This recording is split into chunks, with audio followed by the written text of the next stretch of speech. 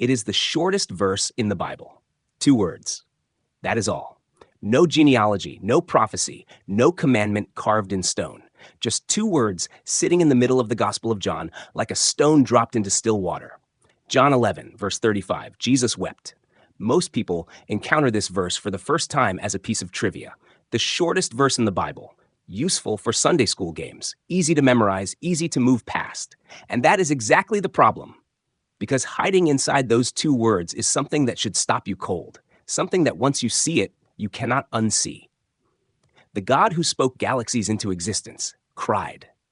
Not metaphorically, not symbolically, with tears on his face, in public, in front of a crowd of people who were watching to see what he would do next. And here's what this video is about. Jesus did not weep once. He wept 3 times, and each time the reason goes deeper than the one before.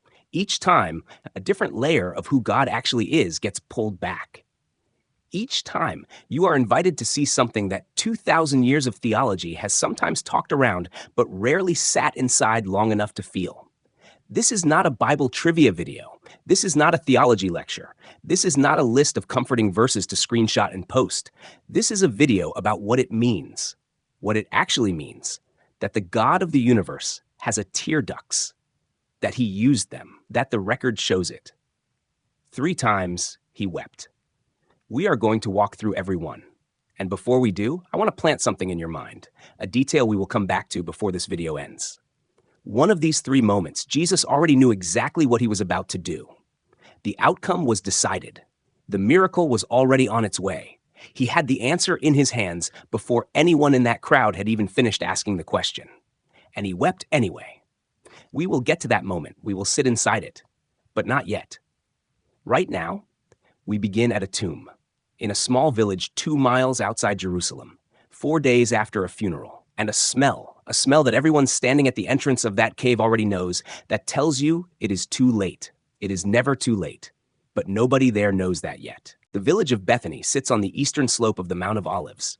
It is a small place, quiet, the kind of town where everybody knows which family lives in which house, and when someone dies, the whole village feels it. Lazarus had been dead for 4 days. This detail matters more than most people realize. In first-century Jewish tradition, there was a belief, not scripture, but widespread popular belief, that the soul of a person hovered near the body for 3 days after death, waiting, hoping perhaps for return. But on the 4th day, when the face had changed beyond recognition, the soul departed. Finally. Completely. 4 days meant there was no coming back. 4 days meant it was over. John tells us there was already a smell. Mary and Martha had sent word to Jesus days earlier. Lord, the one you love is sick. Not a demand.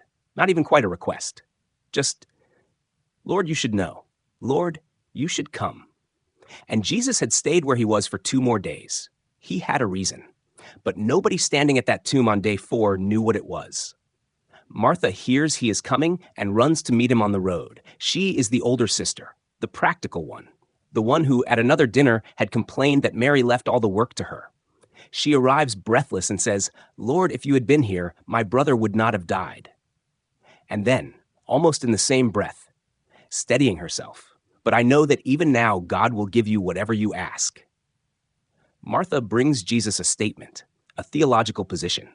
She is holding herself together with doctrine, and there is nothing wrong with that. Sometimes doctrine is the only thing keeping you upright. Then Mary comes. Mary does not run to him on the road. She waits until Martha calls her quietly and says, he is asking for you. And then she rises fast and goes. And when she reaches Jesus, she falls at his feet. And she says the same words Martha said, Lord, if you had been here, my brother would not have died. The same sentence, but Mary cannot finish it. Mary cannot pivot to a theological position. Mary is on the ground, weeping. And when Jesus sees her weeping, here's what the text says he did. He groaned. The Greek word John uses is embryomai. Translators have softened it over the centuries. He was deeply moved. He was troubled in spirit. But the word itself is harsher than that. Embryomai is the sound a war horse makes before a charge. It is the word used in Greek literature for barely contained rage. Standing at the edge of that grief, Mary on the ground, the crowd weeping around her, the smell of the tomb in the air, Jesus does not compose himself. He does not offer a calm theological reflection. Something rises in him that the language of the time could only describe as a growl. Here is what most people miss. Jesus is not grieving the way the crowd is grieving. The crowd is weeping because Lazarus is dead and they loved him. Jesus is groaning because death exists at all, because this is not how any of this was supposed to be, because he is standing in the wreckage of a world that broke, and the breaking of it cost him everything, and he can see that cost more clearly than anyone else in that crowd can imagine. He was not sad. He was furious at death, at the tomb, at the whole apparatus of loss that had reduced this family. He loved to rubble, and then he asks where they have laid him. "Come and see, Lord," they say. And Jesus wept. This time John uses a different Greek word, eidokrisin, not the loud heaving sobs of a person coming apart. Quiet tears, controlled, the kind that come when you have been holding something for a long time and you finally let a little of it go. The crowd sees it and says, "See how he loved him." They are right. They just do not know yet how many layers that love has. Some in the crowd say something else. They say, "Could not this man who opened the eyes of the blind have kept this man from dying?" It sounds like grief. It is actually doubt dressed in grief's clothing. And Jesus does not answer it. He just moves toward the tomb. He groans again, embramamai, a second time as he approaches the stone. "Take away the stone," he says. Martha, practical to the last, says, "Lord, by this time there is a bad odor. He has been there 4 days. 4 days, the soul has gone, the body has changed, there is nothing left to save. Did I not tell you," Jesus says, "that if you believe, you will see the glory of God?" They roll the stone away. He prays, loud enough for the crowd to hear, not because he needs to, but because he wants them to understand what is about to happen and who is making it happen.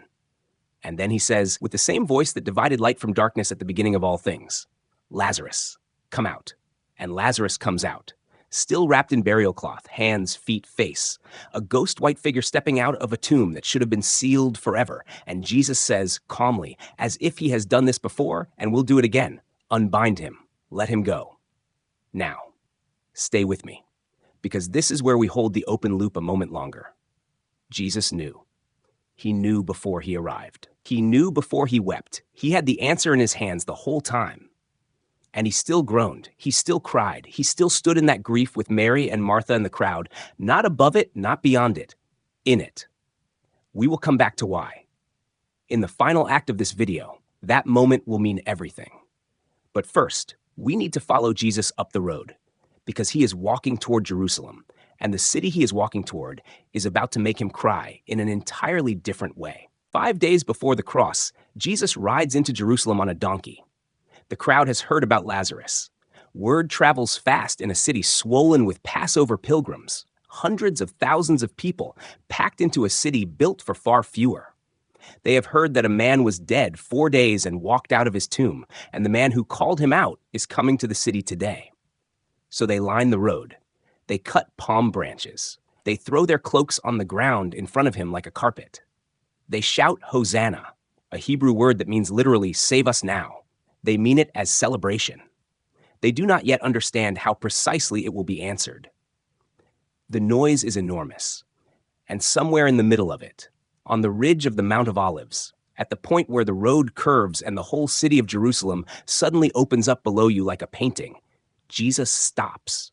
He sees the city, the temple gleaming white and gold in the morning sun, the market streets, the towers, the walls that have stood since the time of Solomon, rebuilt and reinforced by Herod into something that the Roman historian Pliny called one of the most famous cities of the East. A city that has survived Assyrians, Babylonians, Persians, Greeks. A city that has been burned and rebuilt, and burned again and rebuilt again, because something in its people refused to let it go. Jesus looks at it, and he weeps. Not the quiet tears of Lazarus' tomb. Luke uses a completely different Greek word this time, eklesin, loud weeping, audible, the kind that comes from somewhere deeper than the chest. The word Luke uses for Peter, outside the courtyard, after the rooster crows and Peter realizes what he has done. It is the word for a person coming apart. The crowd is still cheering. The palm branches are still waving. And the man they are celebrating has stopped in the road and is sobbing over a city that has no idea what is coming. Here is the part nobody tells you. The disciples go quiet. The text does not record a single word from any of them in this moment. Not Peter, who always has something to say. Not John, who is standing close enough to see everything. They go silent. Because what do you do when the man the crowd is calling king stops the procession to cry? Jesus speaks through the weeping. Luke records his words. If you, even you, had only known on this day what would bring you peace, but now it is hidden from your eyes. And then he describes, with the precision of a military historian, what is coming. Enemy armies encircling the city, a siege wall built around it. The people inside, crushed, children killed, buildings demolished, stone by stone, until not one remains on top of another. He says it clearly, in the middle of a celebration, with tears on his face and the crowd still cheering around him. He is not guessing. 40 years later, in AD 70, the Roman general Titus surrounded Jerusalem with 4 legions. He built a siege wall, a circumvallation, around the entire city, exactly as Jesus described. The Jewish historian Josephus, who was present and survived, recorded what followed. More than 1 million people died inside those walls. The temple, the gleaming white and gold building Jesus was looking at when he wept, was burned to its foundation.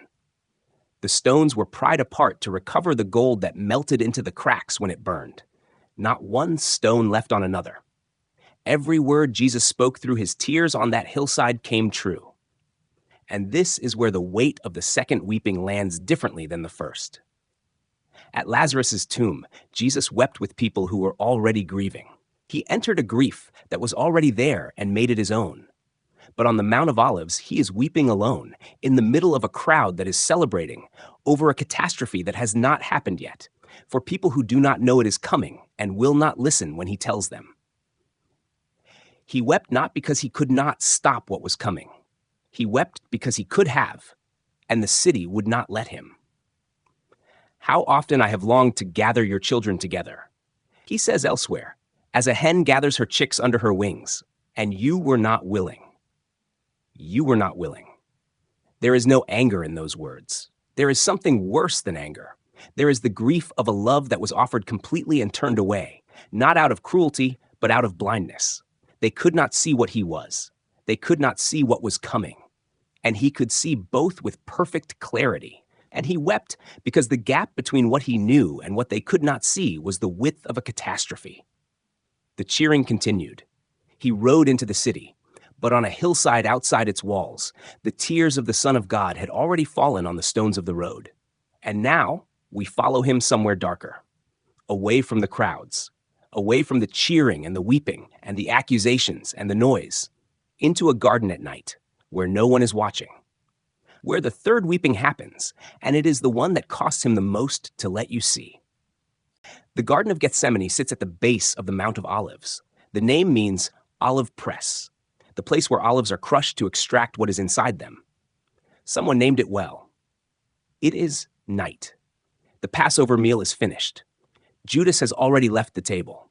The 11 remaining disciples walk with Jesus through the dark streets of Jerusalem, out through a gate, across the Kidron Valley, and into the garden. Jesus tells 8 of them to wait near the entrance.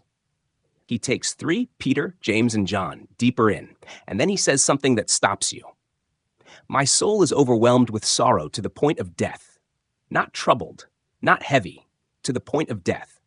He is telling 3 fishermen from Galilee that the grief he is carrying right now is enough to kill him before anyone raises a hand against him. He asks them to stay awake, to keep watch. And then he goes further, alone, and falls on the ground. This weeping has no audience, no Mary at his feet, no crowd on a hillside, no disciples close enough to see his face. Just the Son of God, face down in the dirt of an olive garden, in the middle of the night, talking to his Father. The writer of Hebrews, likely someone in the orbit of the first apostles writing within a generation of the events, reaches back to this moment and says, in the days of his flesh, Jesus offered up prayers and supplications with strong crying and tears to him who was able to save him from death. Strong crying. The word in Greek is a word for outcry, the sound a person makes when the pain has moved past what words can contain. And Luke, who was a physician, who understood the body the way the other gospel writers did not, records a detail so specific, so medically precise, that skeptics have spent centuries arguing about it. Luke writes that Jesus' sweat became like great drops of blood falling to the ground. The condition is called hematidrosis. It is rare. It is real. Under conditions of extreme psychological distress so severe that the body itself begins to break under the weight of it, the capillaries surrounding the sweat glands can rupture. Blood seeps into the glands and is expelled with the sweat. The skin becomes fragile, hypersensitive. Luke, the physician, saw it, or heard it from someone who did. And he wrote it down because it was the most honest thing he could say about what Jesus was carrying in that garden. The body was already beginning to break, before the arrest, before the trial, before the cross, in a garden, in the dark, alone. The weight of what was coming was enough to make him bleed. Pay attention to this. He prays 3 times. Each time the same prayer, shaped the same way, carrying the same weight. Father, if it is possible, let this cup pass from me. Nevertheless, not my will, but yours. He asked for a way out. There was not one. He knew there was not one. The prayer was not ignorance. The prayer was not desperation without understanding. He was not confused about what was coming. He asked anyway, because he was fully human, and full humanity does not skip the feeling just because it knows the answer. He felt the weight of the cross before a single nail was driven. He felt it in a garden, in the dark, in a body that was already beginning to bleed. The disciples sleep through it, all 3. He comes back to find them unconscious, once, twice, 3 times. The people he asked to stay awake with him could not manage a single hour. And Jesus, both times he finds them sleeping, does not wake them with anger. He wakes them with something quieter than anger and harder to bear. Could you not watch with me 1 hour? 1 hour. And then he goes back and prays again. The Hebrew word Isaiah uses 700 years before Gethsemane is yada, to know, worn into the body, intimate, carried. Isaiah wrote that the Messiah would be acquainted with grief, but the word acquainted carries none of the distance it has in English. Yada is the word for a knowledge that lives in your bones, the word for knowing someone the way you know the sound of their breathing in the dark. He was not a visitor to grief. He was a resident. He had been here before, at a tomb, on a hillside, and now he is here in the darkest version of it, alone, on the ground, with blood on his face before the soldiers have even arrived. This is the third weeping, the most private, the one that cost him the most to let you see. And now, at last, we go back to Bethany. We said we would come back to Bethany. We said there was something about the weeping at Lazarus' tomb that we were not ready to explain yet. We carried it through Jerusalem. We carried it into the garden. And now, here at the end, it is time to open it. Jesus knew.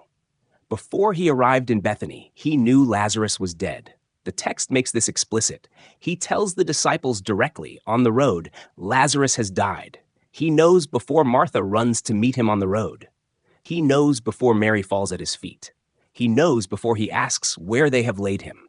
The miracle is already decided. The answer is already in his hands.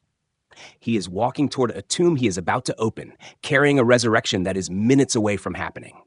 And he weeps. Now watch what happens when you sit inside that for a moment.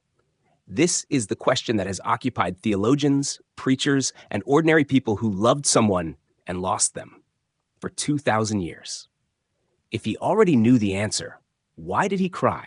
Was it performance? Was it to comfort the crowd? Was it to demonstrate his humanity for the benefit of the gospel writers who were watching? Here's what I think. And here is what I think the text is actually showing you. Think about a parent sitting in a hospital waiting room. Their child is in surgery. The surgeon, the best in the country, someone they trust completely, has already told them the procedure will work. We have done this 100 times. Your child will walk out of this hospital. The outcome is not in question. And the parent sits in that plastic chair under fluorescent lights and cries, not because they doubt the surgeon, not because they have forgotten what they were told, but because they love the person in that room. And love does not wait for good news to feel. Love does not outsource grief to the part of the brain that knows the ending. Love enters the moment fully, without protection, without abbreviation. Love sits down inside the pain of the person it loves and stays there, even when it already knows what morning will bring. Jesus wept at the tomb of Lazarus, not despite knowing the resurrection was coming. He wept because he loved, completely, without reservation, without the emotional distance that foreknowledge might have given him if he had been anything less than what he was. He felt Mary's grief as if it were his own, because it was his own. He felt the weight of 4 days of death and loss, and the smell of the tomb, and the shattered hopes of everyone standing in that garden, and he did not stand above it, or beyond it, or outside it. He stood inside it, with them. And he wept. This is the God of the Bible. Not a God who fixes things from a distance, who sends solutions from the outside, who manages your pain with the calm efficiency of someone who knows how it ends and therefore doesn't have to feel it. This is a God who walks into the middle of the worst day of your life, already carrying the answer, and cries with you anyway. Because love is not efficient. Love is not strategic. Love does not calculate the most productive use of its emotional energy. Love shows up. Love sits down. Love weeps. And here is the remarkable thing. Here is what I want you to carry out of this video. Every tear Jesus shed is still in the record. The Gospel of John did not have to include verse 35. The story works without it. The miracle happens, the crowd responds, the plot against Jesus accelerates. All of it works without 2 words in the middle. John could have cut them. Every editor in the history of writing would have told him he could cut them. He did not cut them, because John understood something that the rest of us are still learning. The tears of Jesus are not a footnote to the miracles. They are the miracle. The miracle is not just that he raises the dead. The miracle is that he weeps before he does it, that he enters the grief fully, that he stands in the wreckage of a broken world, a world he made, a world he is in the process of remaking, and lets it cost him something. The tears are the proof, not the proof that he was weak. The proof that he was is exactly who he said he was, a God who loves you enough to cry. So, 3 times Jesus wept. Let me give you 3 things to take with you. First, the tears of Jesus are not random. They are a map. He weeps with Mary and Martha in personal grief. He weeps over Jerusalem in collective blindness. He weeps alone in Gethsemane in private anguish. All 3 kinds of pain, the pain of losing someone you love, the pain of watching people you love walk toward disaster, the pain of carrying something alone in the dark, all 3 are on his record. He has been in every room you have ever cried in, not watching from the doorway, inside it. Second, the God you are praying to right now has cried, not as a lesson, not as a theological demonstration, as a person, a real person in a real garden with real blood on his face, who felt the full weight of what it costs to love a broken world and refused to put it down. When you bring him your grief, you are not bringing it to someone who will manage it efficiently from a distance. You are bringing it to someone who knows exactly what it feels like from the inside.